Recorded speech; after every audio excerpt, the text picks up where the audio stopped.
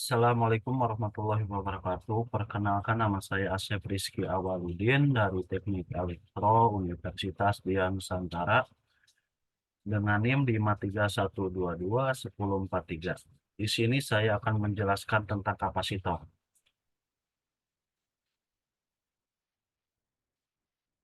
Definisi kapasitor, kapasitor atau disebut juga dengan kondensator adalah komponen elektronika pasif yang dapat menyimpan muatan listrik dalam waktu sementara.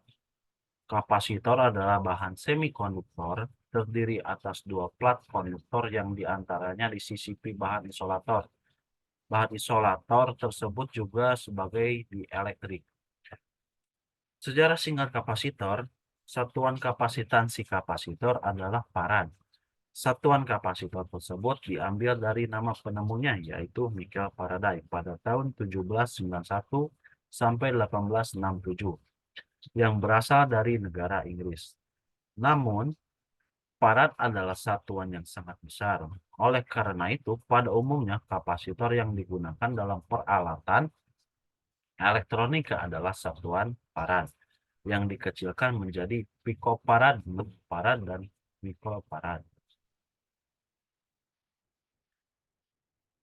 Fungsi kapasitor.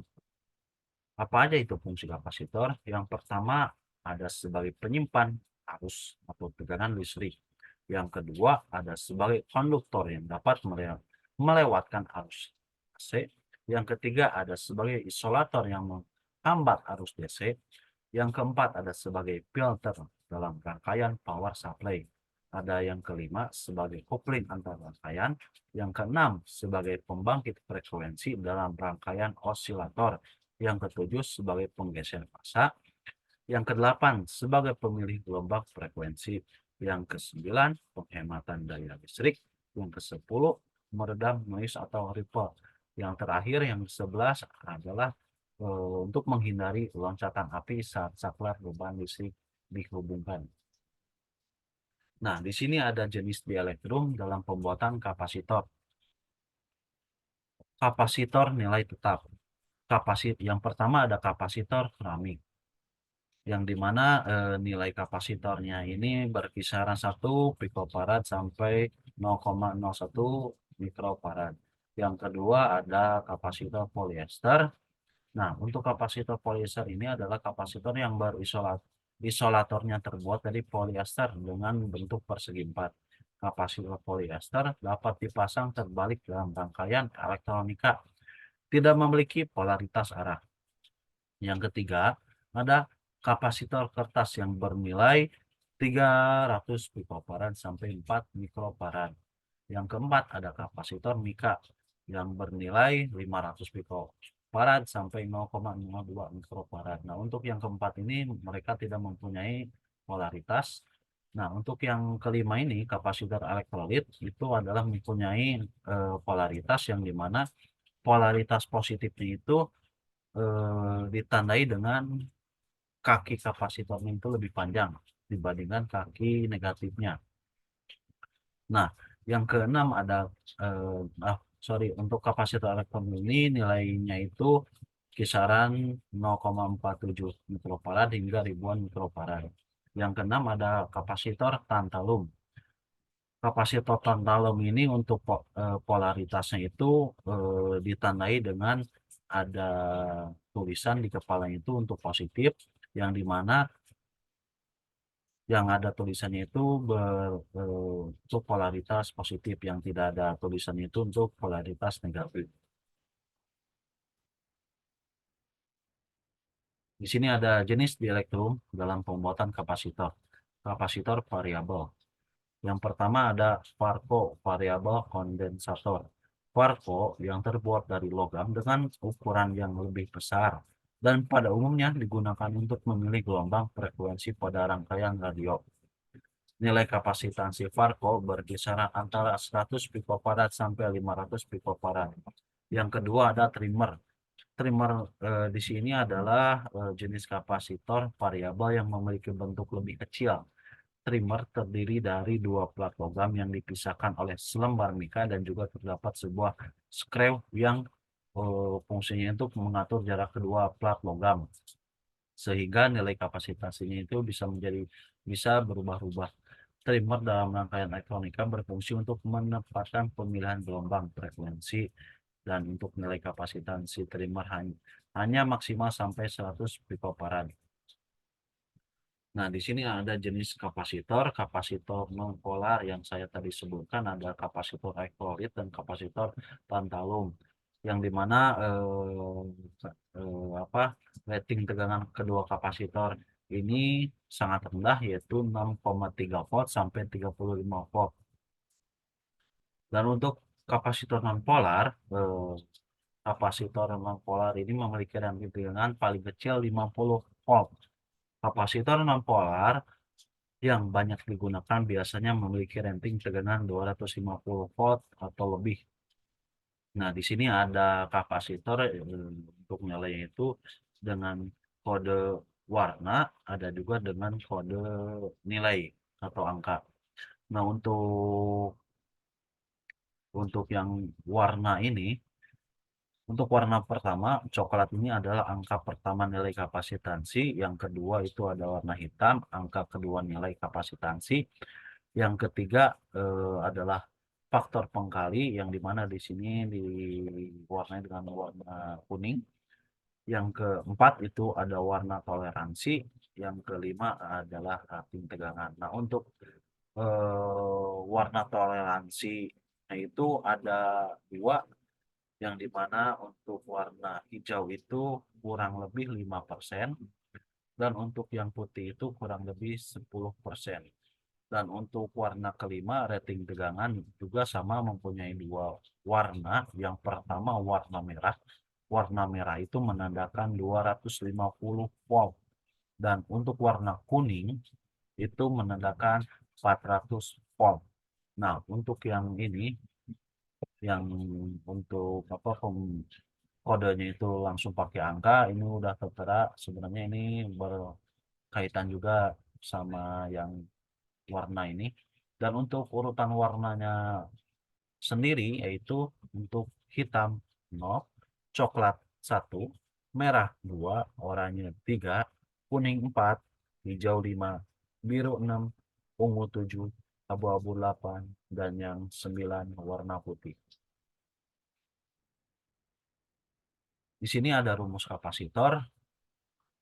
Rumus kapasitor ada C sama dengan Q per V, yang dimana C-nya itu adalah kapasitas dalam satuan farad, Q-nya itu muatan listrik dalam satuan coulomb, V-nya tegangan kapasitor dalam satuan volt. Nah, untuk C sama dengan Q per V itu sama dengan epsilon 0 A per D, yang dimana epsilonnya ini konstanta permitivitas ruang hampa, yang dimana nilainya itu 8,85 kali 10 pangkat min 12 farad per meter. Dan untuk A-nya itu luas penampang keping kapasitor, dan untuk D-nya jarak antara kedua keping kapasitor. Nah, di sini ada susunan kapasitor. Yang pertama ada susunan seri. Untuk rumus seri sendiri, untuk susunan kapasitor seri maupun paralel itu berbanding terbalik dengan resistor. Untuk kapasitor sendiri untuk seri itu dia rumusnya 1 per C1 ditambah 1 per C2 dan seterusnya. Dan untuk yang paralel itu C1 ditambah C2 dan seterusnya. Nah, baik, di sini saya mempunyai tabel, yang dimana tabel ini berkaitan dengan animasi ini. Baik, di sini ada animasi. Di sini ada salah satu rangkaian yang dimana terdiri dari baterai dan dua keping eh, kapasitor, dua keping kapasitansi. Baik, di sini juga ada alat ukurnya. Kita coba naikkan tegangan baterainya. Nah, di sini tegangan baterainya kita cek. Tegangan di baterai betul sama 1,5 volt, dan kita cek untuk di platnya apakah sama tegangannya. Baik, sama. Baik, untuk tabel di sini itu lihatnya di animasi ini. Untuk muatannya itu dengan tegangan 1,5 volt, nanti kita lihat untuk si nilai itunya berapa. Kita lihat dengan eh, muatan 0,44 picofarad dan untuk tegangannya 1,5 volt. Nanti kita jumlahkan itunya. Kita coba untuk yang 1 volt, kita cek menggunakan alvo lagi, kurang. Nah, pas 1 volt di sini 30 untuk nilai Q-nya 0,30.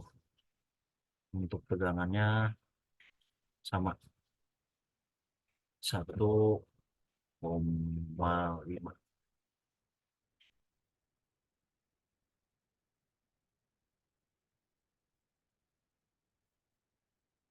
Kita coba satu lagi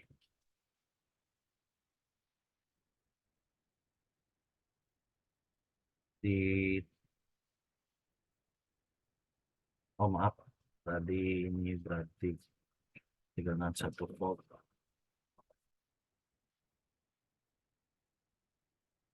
Di sini untuk muatannya 0,25, 0,25.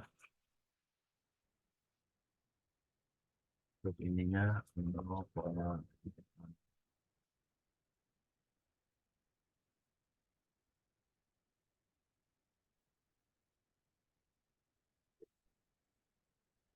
kita hitung dengan rumus kapasitor, yaitu C sama dengan Q per V, yang dimana di sini 0,44 dibagi 1,5 menghasilkan 0,29 satuan itu picofarad. Untuk yang muatannya 0,30 dengan tegangan 1 volt, kita mendapatkan 0,30 picofarad. Untuk yang terakhir,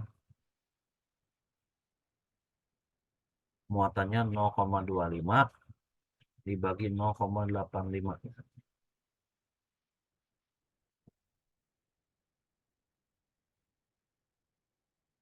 Kita mendapatkan hasil 0,29 picofarad.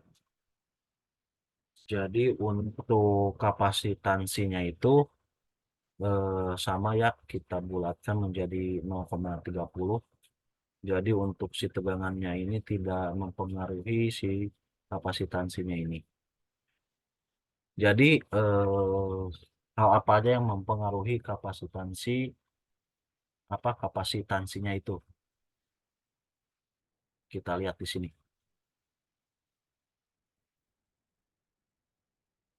Kita di sini kita 1,5 volt.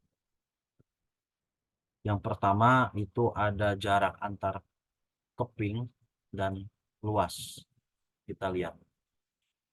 Jadi semakin jauh jarak antar kedua keping ini, maka untuk si nilai ini itu berubah.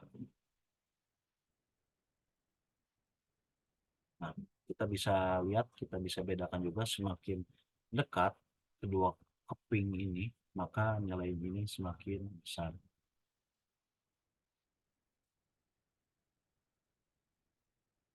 Kita balikin ke normal.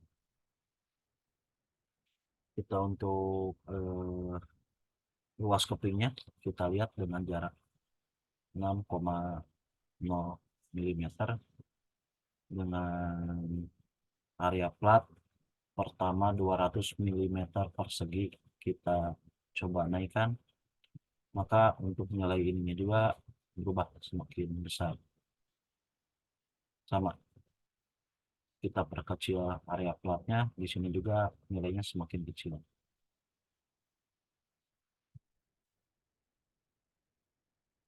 Artinya apa? Eh, jadi untuk kapasitansi itu berbanding terbalik dengan jarak antar keping. Jadi jarak antar keping makin dekat makin besar, makin kecil makin besar kapasitansinya. Dan untuk luas keping diluaskan, lebih banyak muatan yang tersimpan dengan tegangan yang sama. Artinya nilai kapasitansinya bertambah. Kapasitansinya berbanding lurus dengan luas keping kapasitor. Nah, itu sama dengan rumus yang tadi, yang ini berarti. Baik, sekian presentasi dari saya eh, berkaitan dengan kapasitor. Mohon maaf apabila ada kesalahan atau kekurangan. Wabillahi taufiq walhidayah. Wassalamualaikum warahmatullahi wabarakatuh.